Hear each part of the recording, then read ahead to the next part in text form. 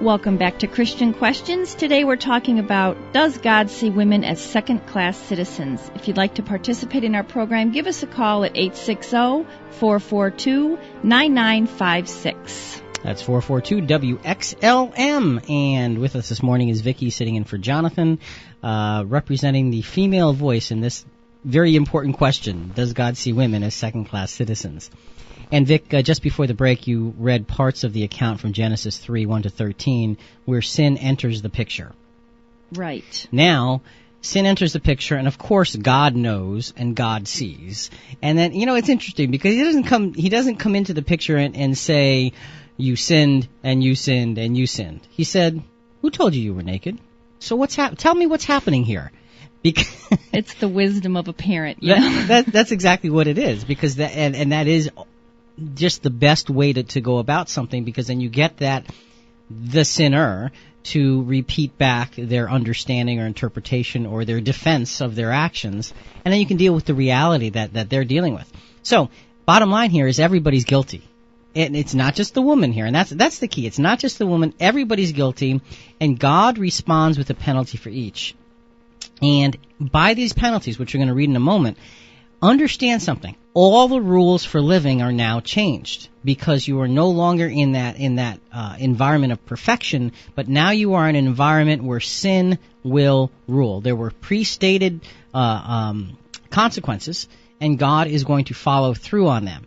Adam and Eve are now going to live under severe restrictions and not the freedom that either of them previously enjoyed in that garden environment. So, the first penalty is upon the serpent in Genesis 3:14-15.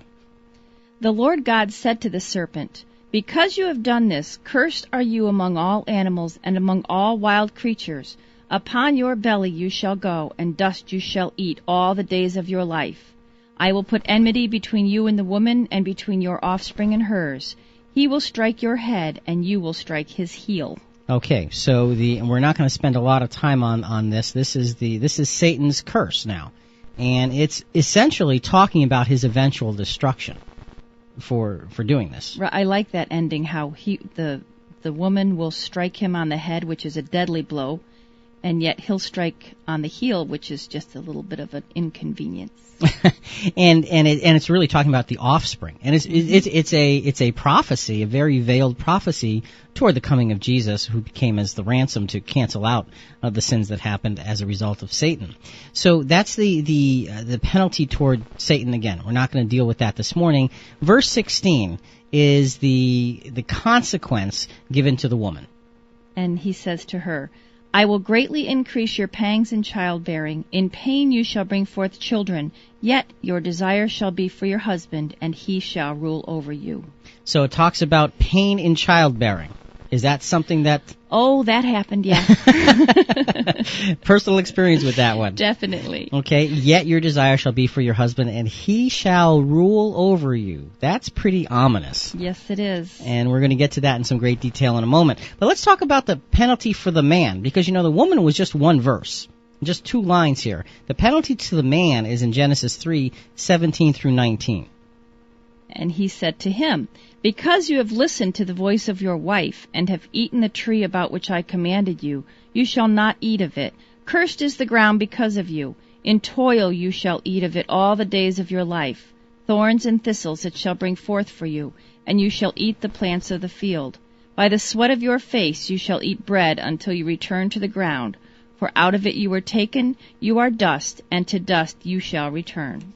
There are a number of aspects to this part of this curse.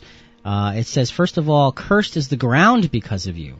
And it says that when you go to cultivate, what's going to naturally happen from the ground is it's going to yield thorns and thistles and weeds and all of that stuff. That's a big thing when you're farming. Well, and that's the way that, if you're going to get food from the ground, you have to cultivate it. You have to work it. And it says, by the sweat of your face you shall eat bread until you return to the ground from whence you came. In other words, you're going to die. Right. There's no question about it. You're going back. God created man from the dust of the earth. From dust thou art, unto dust thou shalt return. So there's a tremendous penalty, and the penalty upon the man is really all-encompassing and really covers every man, woman, and child that's ever lived. Right. So it has a much more far-reaching expense than the penalty to the woman. But that's not the one we're talking about this morning. The point is, we're looking at the penalty given to the woman. It says, your husband shall rule over you. Now, what does that word for rule mean?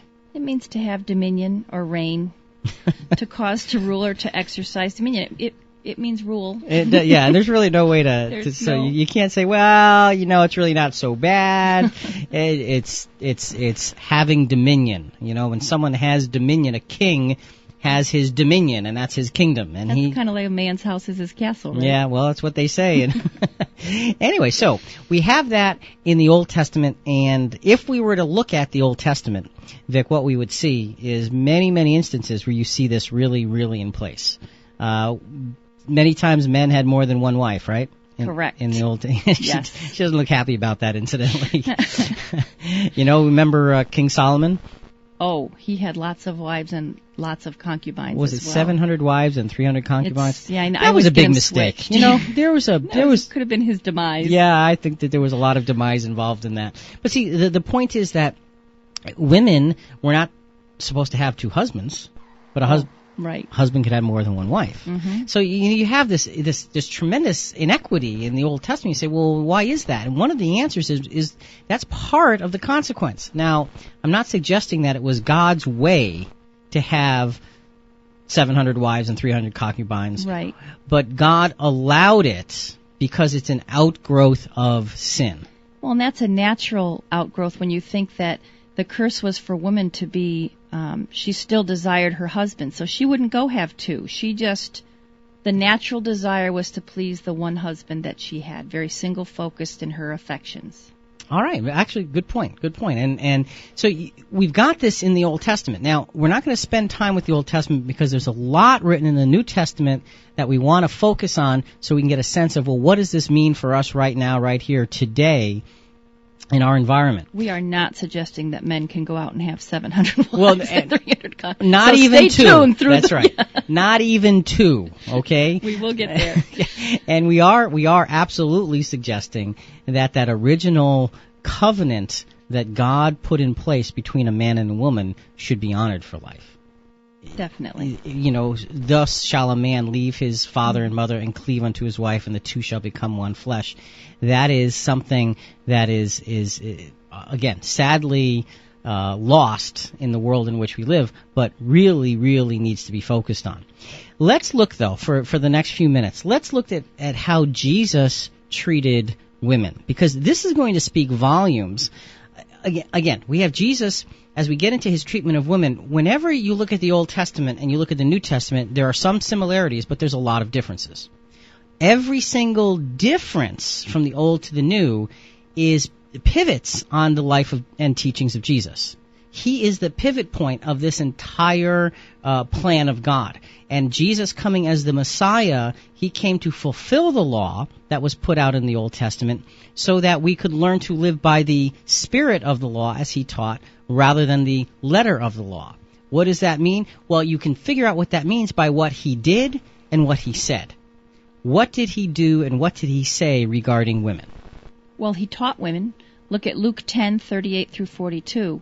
Now as they went on their way, he entered a certain village where a woman named Martha welcomed him into her home. She had a sister named Mary who sat at the Lord's feet and listened to what he was saying. But Martha was distracted by her many tasks, so she came to him and said, Lord, do you not care that my sister has left me to do all the work by myself? Tell her then to help me. But the Lord answered her, Martha, Martha, you are worried and distracted by many things. There is need of only one thing. Mary has chosen the better part, which will not be taken away from her. Now, see, it's interesting. If you're looking at this male-dominated society, Jesus could have answered and said, Mary, your work is elsewhere.